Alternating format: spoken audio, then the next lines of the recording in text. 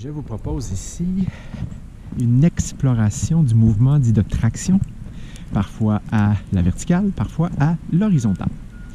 Donc ici, selon le positionnement, les sensations seront différentes, la capacité en force également. Selon le type de matériel choisi, vous verrez parfois il y a des barres horizontales en métal, donc une barre fixe à l'horizontale. Parfois, je travaille sur des cordes. La sensation au niveau des mains est très différente. Il y a aussi le volume de la pièce de matériel qui pourra jouer sur la force de préhension, la grip strength. Il y a évidemment l'élément en extérieur ici en hiver, donc la température. Il y a les habits, en conséquence les vêtements, qui peut ajouter du poids à votre charge corporelle habituelle. Donc ici, c'est pas tellement d'aller chercher votre personal best, c'est vraiment une exploration en mouvement de la traction verticale et horizontale. Donc, travailler sur différents types de loading au niveau des tissus, travailler évidemment sur la force de préhension et cette idée du modèle Tensegrity où on veut être dans cette recherche d'équilibre des forces et des tensions dans les 6 plans de mouvement. Donc ici, évidemment, par la traction, on veut majoritairement, de façon plus spécifique, travailler sur notre capacité des membres supérieurs, de la force de préhension au niveau des doigts des mains. Mais dans cette vision globale, holistique, on a cette pensée que tout est lié. Que même si on travaille ici la traction, il y a une incidence dans une pensée, une vision globale sur l'ensemble du corps. Évidemment, avant de faire les mouvements que vous voyez à l'écran en extérieur, il y a eu une période de préparation, un warm-up.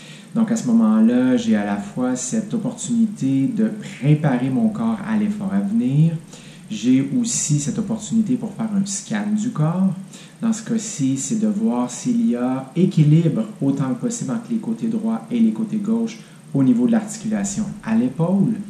Donc, je veux m'assurer qu'il n'y a pas cette journée-là de déséquilibre important, autant en termes postural, autant en termes de capacité de recrutement musculaire volontaire, donc le contrôle moteur. Cette relation également en termes du Tensegrity Model, c'est-à-dire les 6 plans de mouvement, avant, arrière du corps, côté droit, côté gauche, le bas et le haut.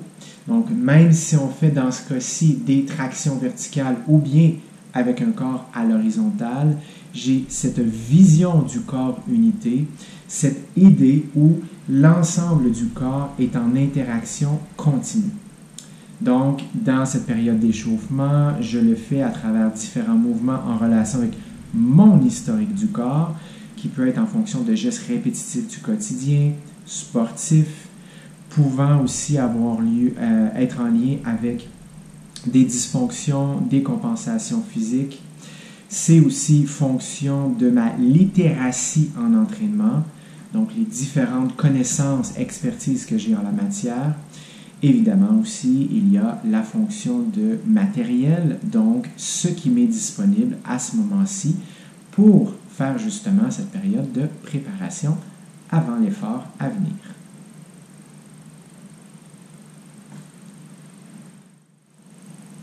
Note to self, et ne pas oublier lors d'une journée où la neige est collante de bien essuyer la lentille, sinon ça donne des images de ce genre-là un peu blurry.